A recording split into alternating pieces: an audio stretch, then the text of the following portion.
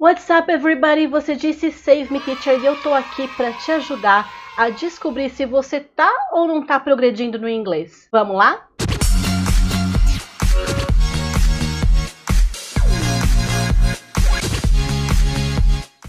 Muitas vezes a gente se sente empacado no inglês. A gente até ouve que fulano aprendeu inglês em X meses, mas a gente estuda e não vê progresso. E além disso, os nossos objetivos parecem ficar cada vez mais longe por mais que a gente estude.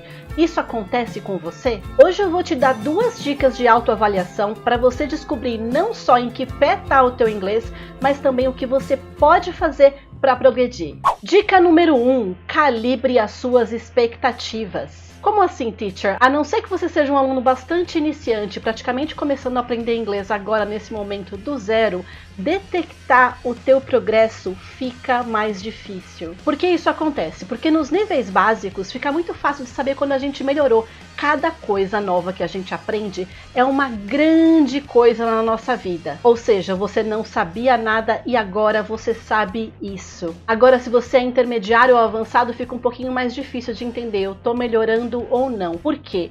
Esses 2 níveis, intermediários e avançados, vocês já conseguem produzir em inglês e conseguem fazer várias coisas. O que acontece eu sempre peço para você observar as lacunas. Essas lacunas são os conhecimentos que estão faltando para que você deslanche. E para você conseguir sentir o seu progresso, você precisa preencher essas pequenas lacunas. Eu vou dar para vocês alguns exemplos. Essas lacunas podem ser, por mais avançado que você seja, tem alguma estruturinha básica que você não consegue produzir direito e com a qual você não se sente confortável. Então você precisa estudar, revisar, praticar e usar para poder fazer com que aquilo faça parte do seu inglês e você sinta o progresso. Às vezes, falta vocabulário sobre um tópico específico, num contexto específico. Você precisa construir esse vocabulário e botá-lo em prática para que ele possa fazer parte do seu dia a dia. Às vezes, você até consegue se comunicar muito bem em viagens, mas chega lá no trabalho, na hora da reunião, não consegue. Isso quer dizer que você tem uma lacuna no teu inglês profissional e você precisa enfocar isso para poder se desenvolver. Uma outra coisa que eu ouço bastante é quando existe alguma habilidade do inglês que está meio capenga. A gente tem o speaking, o reading, o writing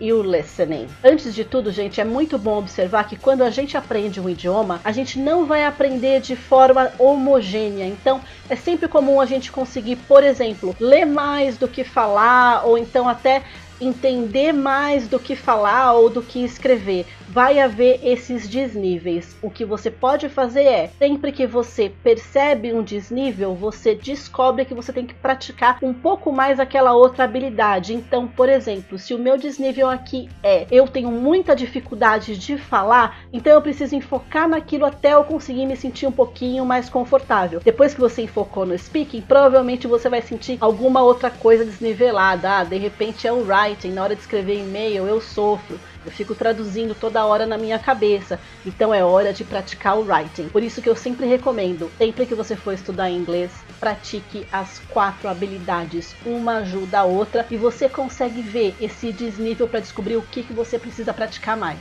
Então, para calibrar as suas expectativas, você precisa descobrir quais são as suas lacunas. Com essas lacunas descobertas, você consegue criar os seus objetivos e a partir daí trabalhar arduamente neles. Se você estuda com um professor de inglês, o teu professor vai te ajudar muito a resolver essa questão. O professor ele tem um olhar técnico e profissional para poder entender quais são essas lacunas e o que pode ser feito para te ajudar. Se você está sozinho, faça esse autoexercício de tentar encontrar o que está faltando para você. E olha, veja objetivos bem pequenininhos que possam ser alcançados. E você vai entender por que eu estou falando isso agora que eu vou falar da segunda dica.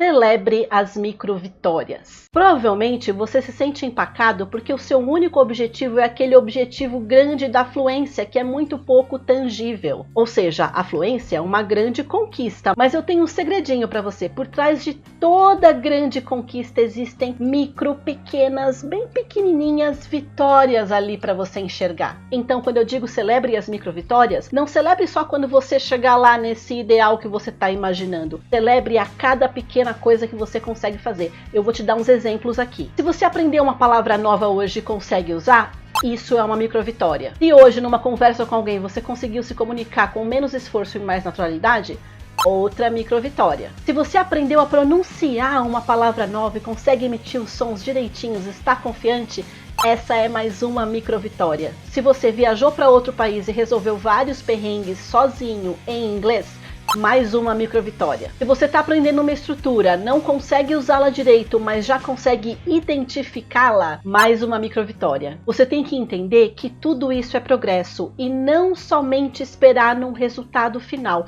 porque idioma é assim, gente, a gente constrói todo dia de pouquinho em pouquinho. Então olha para esse pouquinho que você está fazendo, que você vai conseguir identificar os seus progressos cotidianos. Então se você calibrar suas expectativas e achar suas lacunas, você vai conseguir entender em que pé está o seu inglês e o que você precisa melhorar. Ao definir os seus objetivos, seja específico. Não adianta falar, ai, tá faltando vocabulário, teacher, não sei vocabulário, preciso de vocabulário. Que vocabulário? Eu preciso de vocabulário para quando eu precisar ir no médico quando estiver viajando. Eu preciso de vocabulário para poder criar a minha apresentação acadêmica do meu projeto de mestrado. Que tipo de vocabulário te falta para você poder praticar isso exatamente? E tem outra coisa, idiomas não são uma ciência exata. Muitas vezes quando a gente está praticando uma coisa, sei lá, vocabulário para poder viajar, a gente acaba desenvolvendo outra coisa, como por exemplo uma estrutura nova que a gente não conseguia usar e agora consegue. Essa é mais outra microvitória. A gente está fazendo um A e a gente acaba aprendendo B ou até C. Resumindo, tenha seus grandes objetivos, mas celebre as pequenas vitórias.